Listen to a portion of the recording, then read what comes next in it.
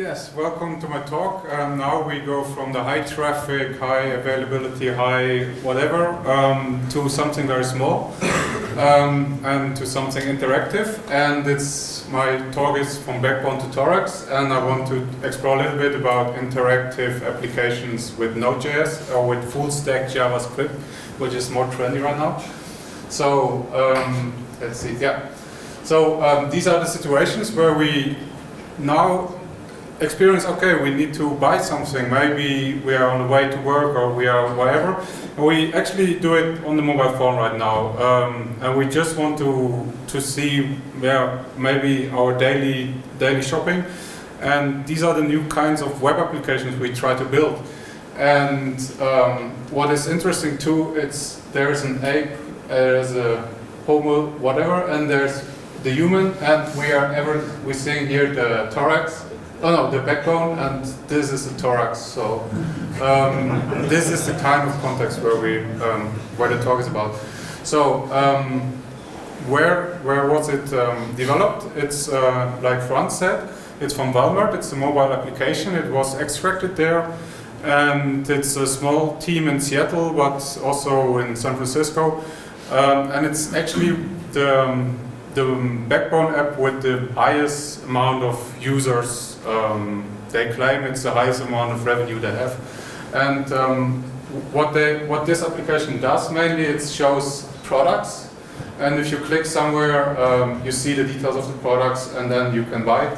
And the most interesting thing, you always stay on the same page. So it's a single page application. And the problems is, how do you render this kind of things?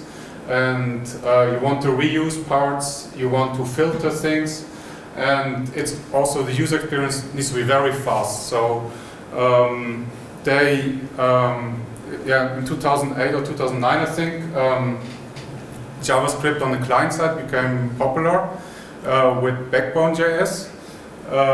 Was the first one of the first MVC frameworks as I know. And it's actually also more model view because Backbone doesn't have a controller. But the general idea of this pattern is this, that a user interacts with the view publishes events to the model, and the model, no, the other way around, so subscribes to the model publishes events, and you get this kind of observer relationship between those two. And this is very old. It's for every interactive application, which we probably have from the 70s, where it was discovered first. And now in the web era, it's getting a little bit more difficult, because what should live where? And we are focusing on trying to bring this all to the browser. And this results into something which Backbone promotes. It's the MV star, and the most important thing is that we have this observer publish subscribe pattern. There's a little bit of a difference between publish subscribe and observer pattern, but I think you can find it somewhere in the book from Eddie Osmani, and there's a difference, but I don't exactly know why. The important part is that we have all kinds of events going on. We need to render templates which go to the DOM in the browser, and we have collections which basically track state. And Backbone promotes state as key value pairs, so you have like models, which is really not much more than a hash. Like a key, for example, would be product ID, and the value would be 1 or 2 or 20. And then you can assemble multiple models into a collection, and you then work like we saw with collection views, which show plenty of models and which you can then interact with.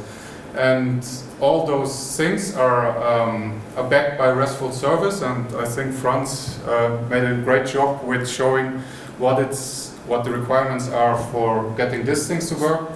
So yeah, let's a little bit explore what this pattern is about. I have a small demo.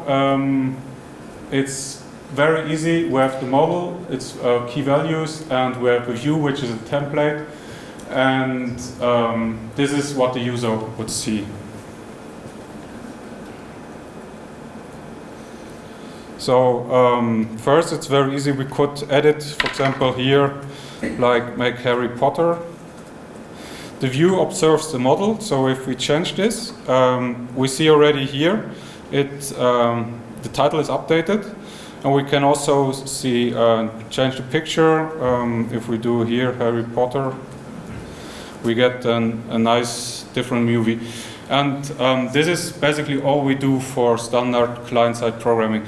But it's actually a little bit hard to maintain, because if you, what you often get, you get here like arrays and like action, fantasy or so. And the difficult thing is now you also would need to render here a collection, which is actually creating child views. And this, you can do it with Backbone, and there are all different kind of opinions about this. But it's actually where we enter Thorax. Because Thorax was having this problem. So we have to do a lot of rendering. We want to reuse kind of templates, and there are better technologies than just using underscore templates. And this is where Handlebars comes in. It's from Yehuda Katz. It's a slightly related engine. It's a Mustache, and I think they copied quite a lot. So I'm not sure about the difference between Mustache and Handlebars, but Handlebars has really nice syntax. So you can here easily loop, you can add helpers, and your views stay much cleaner in this way. So if you now combine Backbone and Handlebars, we end up, or let's do it without Thorax first, but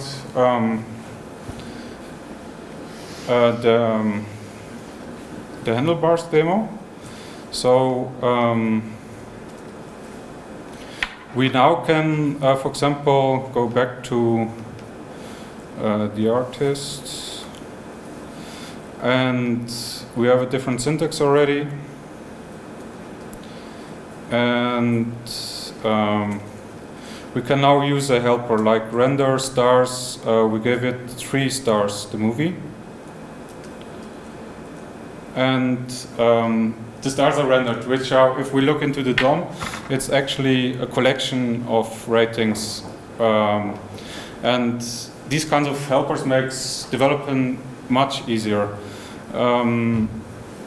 especially for prototyping purposes. So it looks like this. Oh, there's something lost, but the Thorax introduced also special helpers, which makes it even easier to render collections, because I think 50% of the time when we go to interactive applications, we will just render collections of items, like movies or products, and their Thorax has special helpers. Then another often needed use case is the filtering of things, and Thorax also comes in with support filtering of a collection. That's very simple. If we activate a filter, we can check if a model belongs there, and it comes also with layout. It means that we can render a subset of a view very easily. And we can also use a helper view, where we also can use a child view. And so we can stay with our rendering very much in the DOM and have all the state tracking still nicely, cleanly separated from all the messy DOM stuff, which is, if you listen to Jeremy Ashkenaz, a good practice, because if you mangle DOM and state, you are at least bound to very complicated operations on the DOM, and this is why AngularJS, for example, gets performance problem if you build very complex views, at least what I experienced. So another thing which Thorax comes with is events on the views, because one of the not so nice things in Backbone is that you need to bind all your events to your views locally, and here you get some nice declarative shortcuts to do this if you work with collections, for example. Another thing which is also often criticized on Backbone is that you cannot look very fast. You cannot look up models very fast. For example, if you see there was a mouse click on the product, you would need to get the DOM element and maybe then look into the collection which model it was. And Thorax also provides some shortcut for this. And I want to show some of those ideas. Let's see what's the time.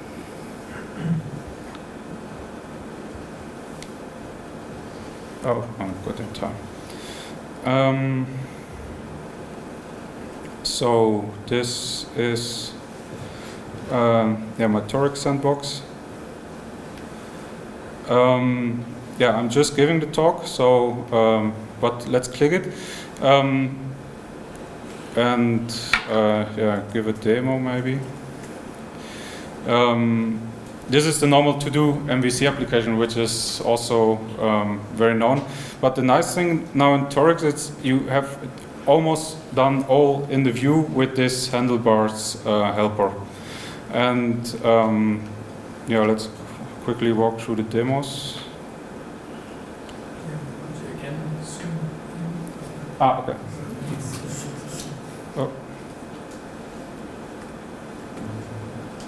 Oh.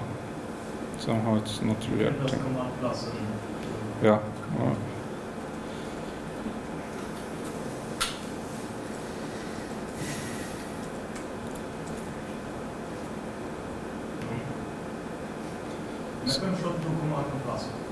Yeah, but somehow the keyboard, maybe it's because. But it does on a USB keyboard.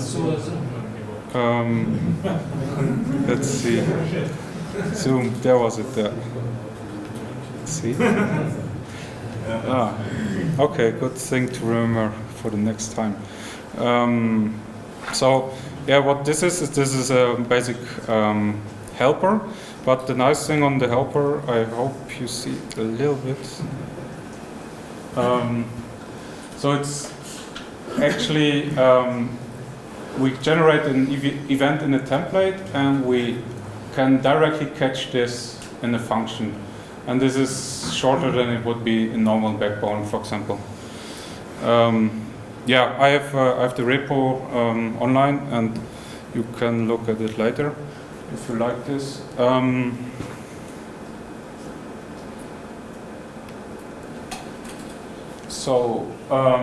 There's some fields around this. And so far this is more or less more JavaScript, but we are on Node meetup, so let's look at some Node specifics.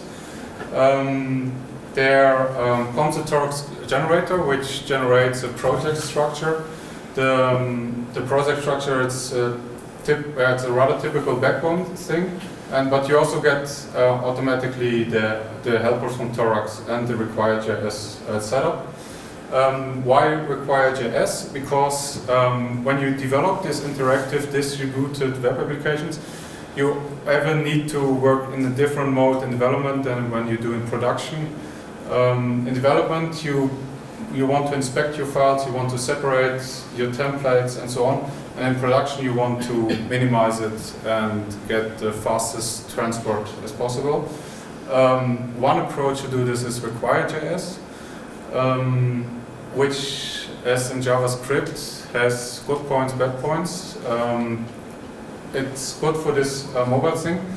The generator is based on Joeman to scaffold the project. It comes with Bower to fetch all the dependencies you need for your front-end development. And it also supports testing. And there is a standard chef choice stack which provides for example, Twitter Bootstrap or all these standard components for prototyping, which is very nice. And what is new now, you get a development API server. And yeah, let's look at what that does.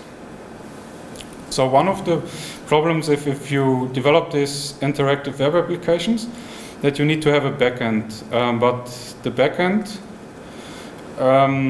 it's something which evolves. You need to find an API which has some schema implicit, and it's rather, yeah, you can do it for a certain amount of time with this JSON structures, which looks like this. No, it looks like this.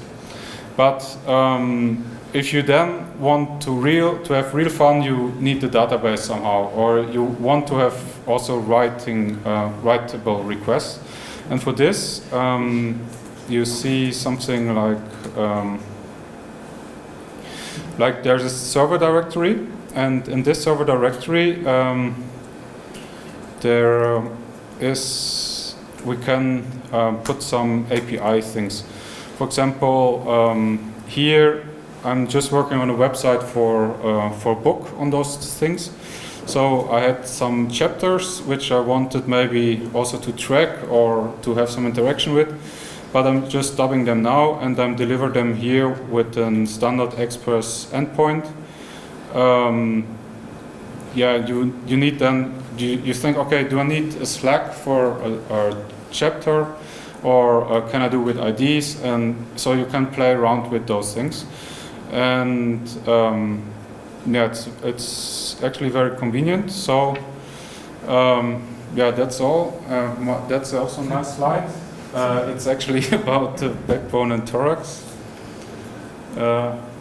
We are those. But yeah. Thanks for having me, and if you want to have more resources,